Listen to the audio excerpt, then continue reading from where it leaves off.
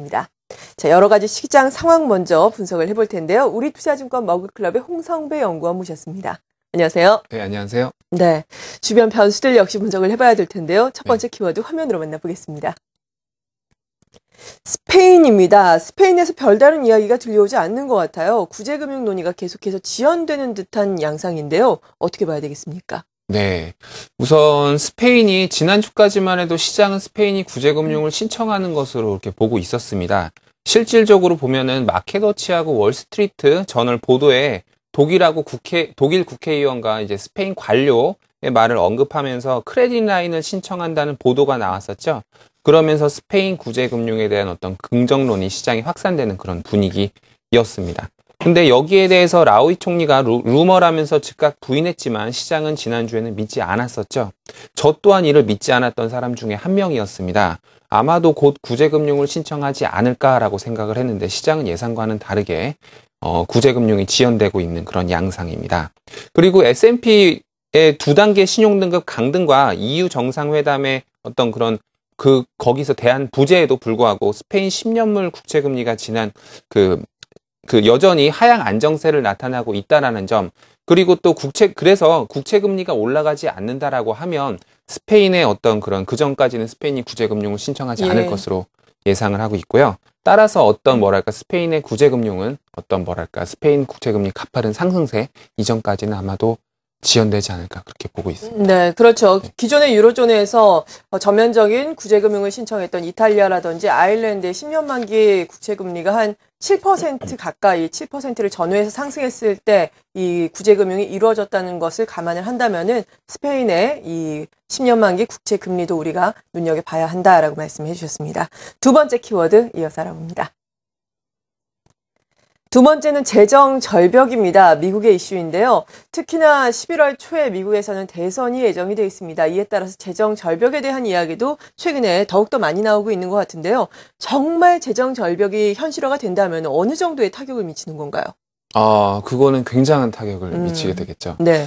우선 재정 절벽이 뭐냐 하면요. 2013년도 1월부터 시작되는 예산 자동 삭감과 그리고 이제 2008년도 지난 금융위기 이후 시작된 경기 부양책, 감세 정책하고 장기 실업수당 시한 연장하는 거하고 사회보장세율 인하 같은 그런 경기 부양책이 종료로 이제 미국 재정 지출이 대규모로 감소하는 그런 것을 의미하는 겁니다. 네. 네. 그래서 이러한 재정 절벽이 진행되게 되면 일단 미국 국민들은 세금을 많이 줄어들겠죠. 세금을 많이 내게 내겠죠, 되고, 예. 그렇죠. 소득이 많이 줄어들겠고, 여러 가지 혜택도 많이 줄어들게 될 겁니다. 그래서 어떤 연구 결과를 보니까요, 실제로 세후 소득이 한 5에서부터 7% 정도 재정 절벽이 시행되게 된다면 줄어든다고 보고 있고요. 소비 같은 경우는 이제 최대 한 10%까지 감소할 수 있다.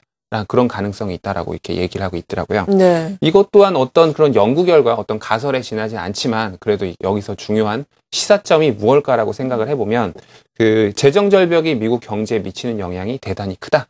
이런 내용입니다.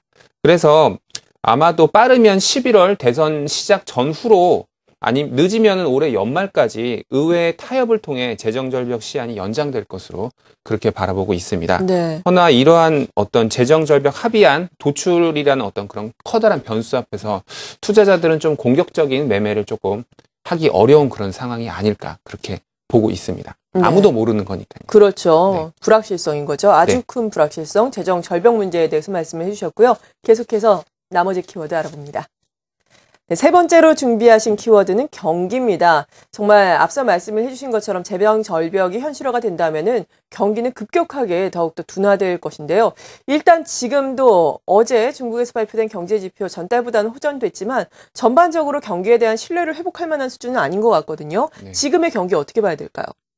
네, 우선 경기 상황이 그렇게 썩 좋진 않습니다. 근데 그럼에도 불구하고 제가 오늘 중국하고 미국 조금 이야기 드리려고 하는데요. 우선 중국 경제 지표들이 3분기 이후부터는 더 이상 좀 나빠지지 않는 모습들이 좀 발견이 되고 있습니다. 실제로 이제 3분기 GDP는 이제 7.4% 나왔고요. 이제 예상치 부합했습니다. 그리고 9월 산업 생산 증가율도 괜찮게 나왔습니다. 그리고 9월 수출도 마찬가지였고요. 그리고 고정자산 투자도 괜찮게 나왔습니다. 그래서 이번에 실제로 중국 중추절 우리나라에 뭐 추석이 있다라고 하면 중국엔 중추절이 있죠.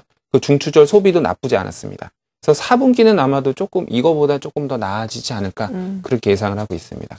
그리고 미국 쪽 좀 살펴보면은요, 주택 지표는 예전부터 계속 개선이 나왔는데 다만 조금 안 좋았던 부분이 거래량 지표들이 그냥 아직까지도 바닥권 수준에 머물고 있었습니다. 근데 요것들도 조금씩 움직이는 모습 보여주고 있고요. 그리고 소비 지표도 나쁘지 않은 것 같습니다. 일단 소매 판매가 연속 2달 증가했다라는 거, 이게 어떤 특정한 뭐 신제품 출시에 따른 기인이 아닌가라고 생각도 한번 해보긴 하지만 그래도 네. 일단 연속 2달 증가했다라는 점. 그리고 고용시장 회복은 아직 조금 이야기 드리기는 좀 어렵습니다. 하지만 이번에 FOMC에서도 그렇게 이런 전망들을 얘기를 했었습니다.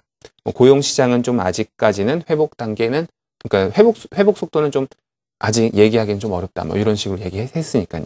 그래서 뭐랄까, 미국 경제는 본격적으로 턴어라운드 했다라고 이야기하기는 어렵지만 조금씩 서서히 회복하고 있는 국면이다라고 이야기 드릴 수 있을 것 같습니다. 네, 그렇군요.